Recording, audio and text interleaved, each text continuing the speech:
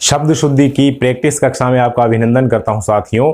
आज मैं आपको लिए चलता हूं उन प्रश्नों की ओर जो किसी भी परीक्षा में जहां भी शुद्ध शब्द वाला कोई भी प्रश्न आता है तो उसमें निश्चित रूप से अपनी इन कक्षाओं में से जरूर प्रश्न आने वाला है। तो चलिए आज की इस कक्षा में प्रश्न संख्या 1 क्या लिखा है देखिए कि किस विकल्प में सभी शब्द अशुद्ध नहीं हैं। प्रश्न समझिए, मैंने पिछले वीडियो में बताया था कि विद्यार्थी गलती कहां करता है। सबसे पहले गलती होती है कहां? प्रश्न को समझने में। सभी शब्द अशुद्ध नहीं है। क्या है? अशुद्ध नहीं है। मतलब हमें कौन से शब्द चाहिए?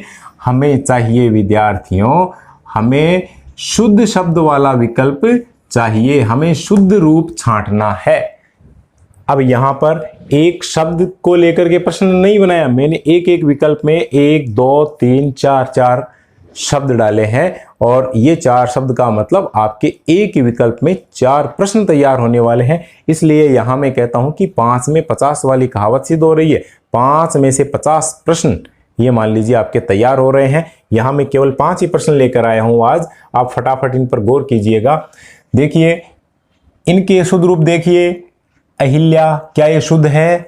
अनाधिकार, गत्यावरोध, द्वारिका, क्या ये शुद्ध रूप हैं?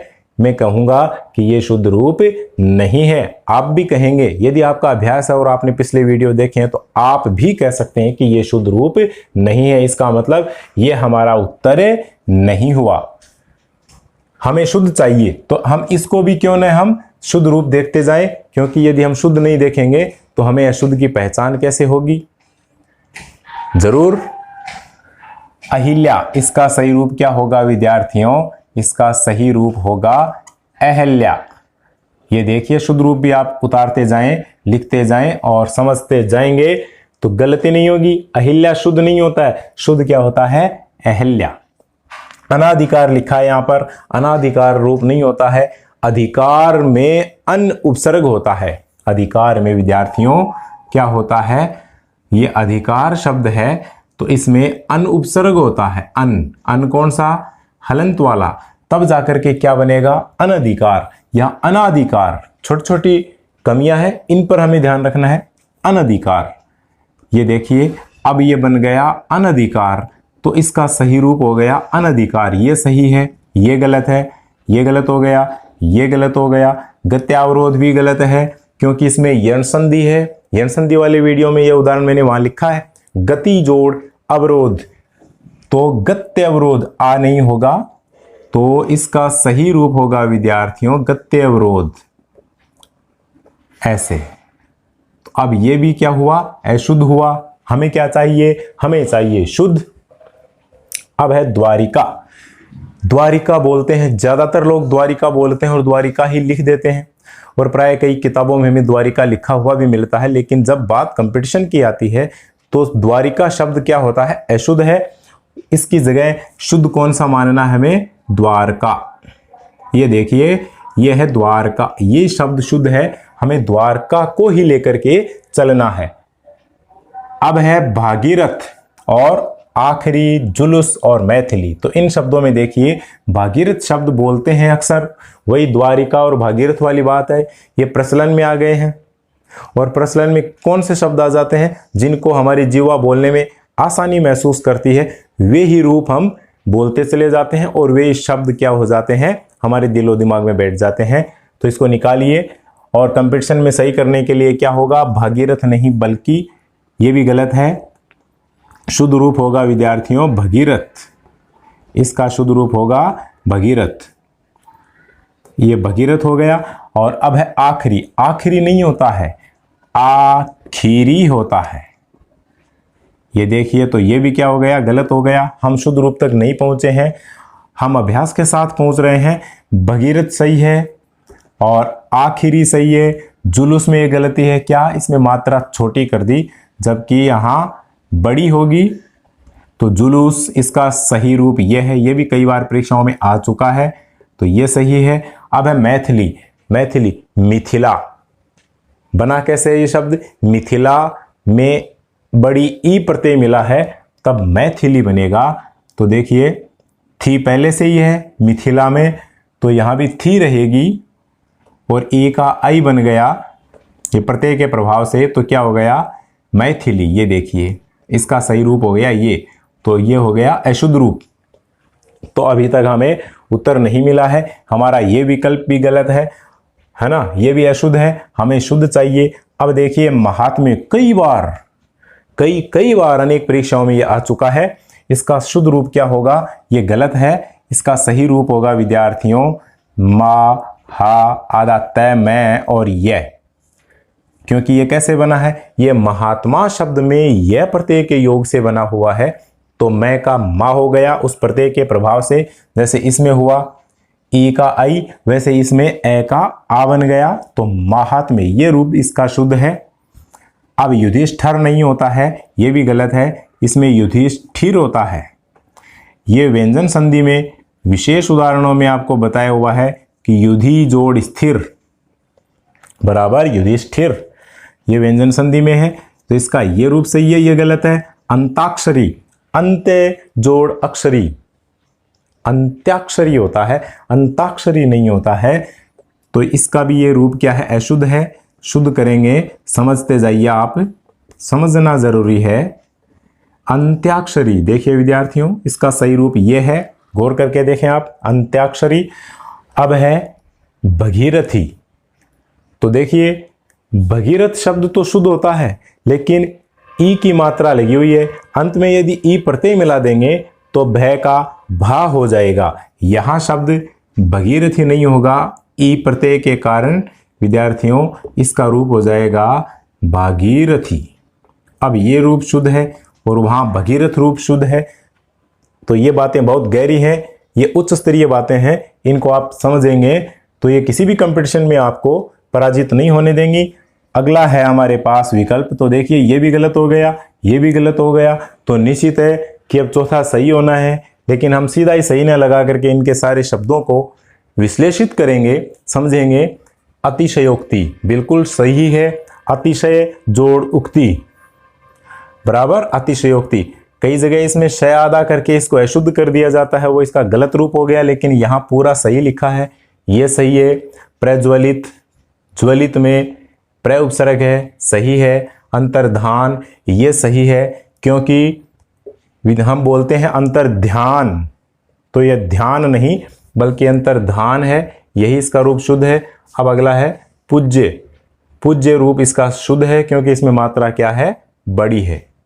तो अब हमारे पास उत्तर हुआ विकल्प संख्या 4, यह सही हो गया इस पहले प्रश्न का उत्तर। तो इसको पहले का उत्तर समझ में आया। अब आ जाते हैं प्रश्न संख्या 2 की ओर। यह कहता है कि दिए गए विकल्पों में कौन सा शुद्ध रूप है। जो विकल्प दिए हैं इन विकल्पों में कौन सा रूप शुद्ध है, मतलब यहां भी मैंने 2-2 शब्द उठाए आपकी तैयारी के लिए।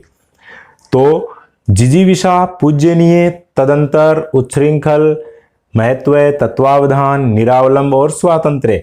अब गौर कीजिए कि इसमें कौन सा रूप शुद्ध है। यहां में क्या छांटना है, सीधा सीधा लिखा है शुद्ध रूप है, हमें एकदम सही रूप है उसको छांट लेना है, बाकी 3 जो अशुद्ध है उनको छोड़ देना है। देखिए जिजीविषा, पूज्यनीय, क्या ये सही है?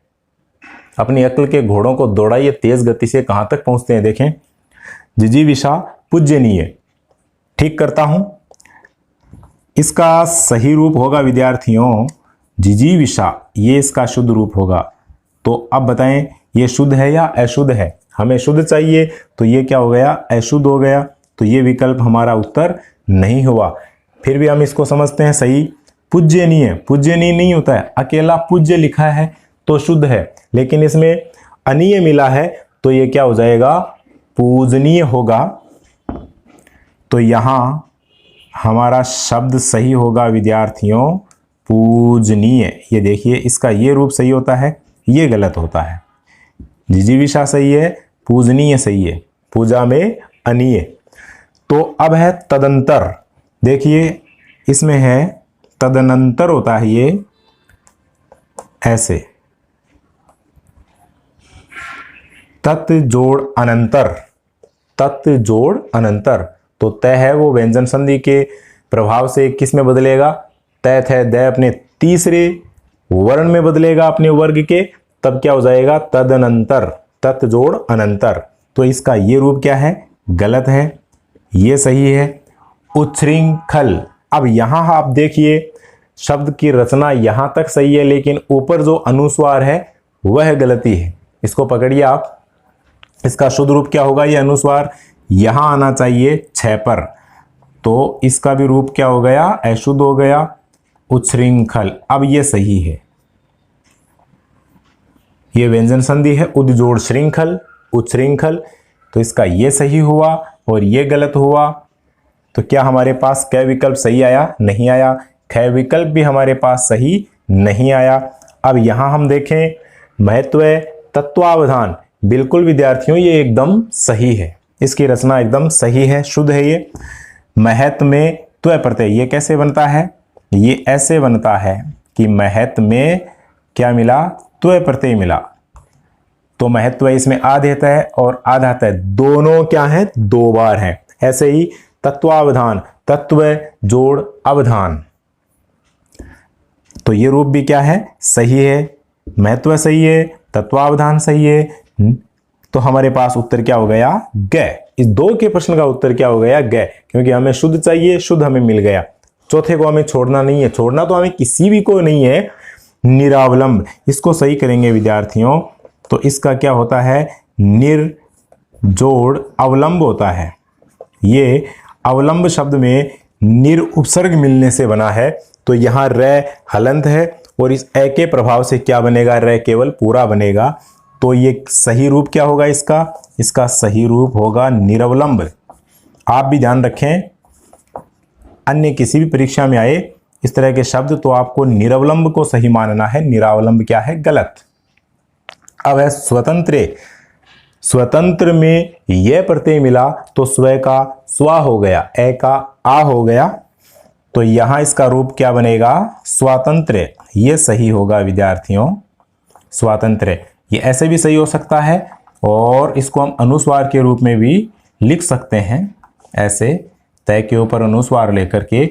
अब ये दोनों रूप शुद्ध हैं और हमारा ये रूप गलत है, तो हमारे पास उत्तर हुआ इसका शुद्ध रूप कौन सा? महत्व और तत्वावधान। इनके भी शुद्ध रूप मैंने लिख दिए हैं, स्क्रीनशॉट लीजिए, अपनी अभ्यास पुस्तिका में उतारिए और अपने प्रयास को जारी रखिए। चलते हैं प्रश्न संख्या 3 की ओर। प्रश्न संख्या 3 को पढ़ें ध्यानपूर्वक। किस शब्द में वर्तनी संबंधी अशुद्धि विद्यमान है? क्या कहा प्रश्न ने? कि अशुद्धि विद्यमान है। हमें क्या चाहिए? हमें अब 4 शब्द हैं, इनमें से हमें कौन सा शब्द छांटना है? अशुद्ध छांटना है। छांटिए। ब्रह्मा, मध्याह्न, आह्वान, प्रशंसा। कहां आपको गलती लगी? कुछ सरल है पूर्व प्रश्नों की बजाय। यहां देखिए ब्रह्मा एकदम सही है, मध्याह्न शुद्ध रूप है, आह्वान ठीक है, प्रशंसा गलत है। यह हमारा उत्तर हुआ, क्योंकि ये गलत है, ये अशुद्ध है। इसका सही रूप होगा विद्यार्थियों प्रशंसा। यहां ऐसे अनुस्वार लगेगी और इसका ये सही रूप होगा। पढ़ते पढ़ते विद्यार्थी कई बार कंफ्यूज हो जाते हैं और ऐसे कंफ्यूज होते हैं, ऐसे भ्रमित होते हैं कि सही उत्तर सामने है, पढ़ा हुआ है, लेकिन विकल्प चुन नहीं पाते हैं। इसी को सही कंफ्यूज की स्थिति कहते हैं। तो इस कंफ्यूज से निकलिए और भ्रम से निकल करके देखिए प्रशंसा ऐसे। चौथा प्रश्न है कि कौन सा रूप उचित है? हमें क्या छांटना है? कौन सा रूप उचित है? शुद्ध पूछा है तो निश्चित है कि इनमें 4 में से एक क्या है? एक क्या है विद्यार्थियों? कौन सा रूप उचित है? मतलब एक सही है, बाकी 3 क्या है? गलत है। देखिए कैलाश, यही रूप शुद्ध है। इसमें से कई लोग पहला लिखते हैं और धवा भी करते हैं, ठड्डा लगाते हैं कि नहीं यही सही है। ऐसा नहीं है। कैलाश का सही रूप ये है, कंपटीशन में आ चुका है, तो ये हमारे पास उत्तर हुआ, ये शुद्ध है। अब ये देखिए आर्शीवाद लिखा है यहाँ पर, इस रे में गड़बड़ है और इसको कई विद्यार्थी ऐसे ही लिखते हैं और ऐसे ही सही कर देते हैं, जबकि ये वास्तव में ऐसे होता है। आशीर्वाद इसका सही रूप ये है, ये वह के ऊपर रह है, तो इसका ये शुद्ध रूप है। ये भी अनेक कंपटीशन में आ चुका है। संन्यास, जैसा कि आपको पता है, मैंने बताया था व्यंजन संधि में कि सम जोड़ न्यास बराबर संन्यास, ये भी एक विशेष उदाहरण है। इसमें सम उपसर्ग है, न्यास शब्द है, तो इसकी रचना क्या बनेगी? इसकी रचना ऐसे बनेगी विद्यार्थियों, इसका मान्य रूप ये होगा संन्यास। यदि इसकी बजाय ऐसे लिखा हुआ मिले तो हम इसे भी गलत नहीं करेंगे, लेकिन मूलतः है सही ये रूप है। ये नहीं होता है तो उस दशा में हम इसको सही कर देंगे, लेकिन इस तीसरे को कभी सही नहीं करेंगे, ये गलत हुआ। वैसे ये भी क्या हुआ? गलत हुआ। अब है स्वयंवर। ये हमने व्यंजन संधि में पढ़ा है, स्वयं जोड़ वर। जब मैं व्यंजन के बाद में यर लव श है यानी अंतस्थ उष्म में से कोई सा वर्ण आए तो मैं व्यंजन न बन करके, पंचम वर्ण न बन करके उसकी जगह पर अनुस्वार होगा। ये नियम आ चुका है। तो इसका रूप ये गलत है और इसका शुद्ध रूप होगा विद्यार्थियों अनुस्वार वाला स्वयंवर। ये सही है। ठीक है, हमारे पास उत्तर हुआ कैलाश। चौथा प्रश्न समझ में आया। पांचवें की ओर बढ़ते हैं। ये थोड़ा विस्तृत है, इसमें एक में अनेक प्रश्न है, वही 5 में 50 वाली बात। शुद्ध रूप वाला शब्द समूह है हंसी, आंधी, ऊंट, दांत, ऊंचाई। ये बिल्कुल क्या है? सही रूप है। ये चंद्र बिंदु वाले हैं, अनुनासिक रूप वाले हैं। अब है दिनांक, मुहर्रम, आयुर्वेद, दुर्व्यसन, श्रृंगार। तो हमें क्या चाहिए? शुद्ध चाहिए। शुद्ध हमें मिल चुका है, लेकिन हम अशुद्ध है तो इनका शुद्ध रूप जानते हुए आगे बढ़ेंगे। दिनांक, इसमें क्या होगा विद्यार्थियों? इसका रूप शुद्ध होगा अनुस्वार वाला। मुहर्रम, क्या ये सही है? बिल्कुल सही नहीं है, ये भी गलत है, ये भी गलत हुआ। और अब इसका हम सही रूप लिखें तो ये हो जाएगा मुहर्रम। इसमें मुहर्रम, इसका शुद्ध रूप ये है मुहर्रम। आयुर्वेद, इसमें देखिए गलती कहाँ है? रूप यहाँ तक ठीक है, लेकिन यहाँ 2 मात्राएं आ गई, ये इसकी गलती है। तो इसका शुद्ध रूप हो जाएगा विद्यार्थियों आयुर्वेद। ऐसे इसको आप गौर से देखें। अब देखिए दुर्व्यसन, दुर्व्यसन यानी बुरी आदतें। तो देखिए दुर्व्यसन में र वाली गलती है, तो इसका शुद्ध रूप क्या होगा? इसका शुद्ध रूप होगा दुर्व्यसन। यहां पर ये र आ जाएगा, अन्यथा इसको हम पढ़ें तो दुव्यसन, दुव्यसन हो गया ये। जबकि सही क्या है? दुर्व्यसन। दुरुपसर्ग है व्यसन में, ये गलत रूप, ये सही रूप। और ये बहुत ही महत्वपूर्ण शब्द है, इसको हम कहें तो वेरी वेरी इंपॉर्टेंट, क्योंकि ये छोटी से लेकर बड़ी तक की IAS RAS तक की एग्जाम में ये आ चुका है। श्रृंगार, चलिए इसका शुद्ध रूप देखते हैं। ये तो हुआ विद्यार्थियों आधा शय, इसके नीचे लगा री, ऊपर अनुस्वार और बाकी ज्यों का त्यों श्रृंगार। अब इसका ये सही रूप है, ये एकदम सही है और ये गलत है। ठीक है, ध्यान रखिएगा। तो ये भी क्या हुआ? गलत हो गया, क्योंकि सही तो हमें मिल ही चुका है। अब है सृष्टि, इसका सही रूप क्या है? इसका सही रूप होगा विद्यार्थियों सृष्टि। ये सृष्टि है, री आएगा यहां पर, और ये सृष्टा नहीं सृष्टा। इसका सही रूप होगा श्रय, ऐसे सृष्टा। अनुग्रह नहीं अनुग्रह। ये सारे शब्द मैंने आपको शब्द शुद्धि में बताए हैं, एक बार गौर कीजिएगा वहां जाकर। बहुत ही सीधे सरल सादे वीडियो है। अनुग्रह नहीं अनुग्रह, जागृत नहीं, बहुत कंफ्यूज करता है ये शब्द। जागृत नहीं होता है, बल्कि क्या होता है? जागृत, जागृत। और इसमें यदि जागृति हो, ती हो, तो विद्यार्थियों यहां पर री आएगा, तब जागृति, तब री सही है। लेकिन अकेला तय है तो जागृत। ऐसे ही देखो अनुग्रहित, देखिए अनुग्रह, अनुग्रह नहीं बल्कि सही क्या हुआ? अनुग्रह। अब यहां अनुग्रहित नहीं, जब ई की मात्रा आगे तो यहां ग के नीचे री आएगी। तो इसका शुद्ध रूप क्या होगा? इसका शुद्ध रूप होगा अनुग्रहित। समझ में आ रहा होगा? अनुग्रहित समझेंगे, इससे सरल कहीं नहीं मिलने वाला है। ब्रिजभूमि, ब्रिजभूमि नहीं होता है, ब्रजभूमि होता है, ब्रजभूमि। कई जगह यही शब्द अशुद्ध करके वज्रभूमि लिख दिया जाता है, तो आपको यही रूप ध्यान में रखना है। सही रूप होता है इसका ब्रज रूप। तो ब्रजभूमि। अब है दृष्टव्य, दृष्टव्य नहीं द्रष्टव्य, द्रष्टव्य सही हुआ। सहस्त्र, सहस्त्र नहीं होता है, स है और ये स, और इसी में देखिए यहां र मिला हुआ सहस्र, सहस्र यानी 1000, हजार, सहस्राक्ष है ना, 1000 आंखों वाला। तो ज्योत्सना बहुत ही महत्वपूर्ण शब्द है, अनेक अनेक परीक्षाओं में लंबे समय से चला आ रहा है और बिल्कुल बरकरार है, कंटिन्यू है, इसी तरह से आता जा रहा, फिर भी लोग गलती करते जा रहे हैं। सही कीजिएगा, ज्योत्सना इसका अर्थ होता है चांदनी, ये चांदनी का पर्यायवाची है विद्यार्थियों। ये देखिए, ये हो गया ज्योत्सना, इसमें तय और सह दोनों आधे हैं, तो ये गलत और ये सही। और ये दफ्तर, इसका सही रूप आधा फै होगा, दफ्तर, ऐसे, तो इसका ये रूप सही है।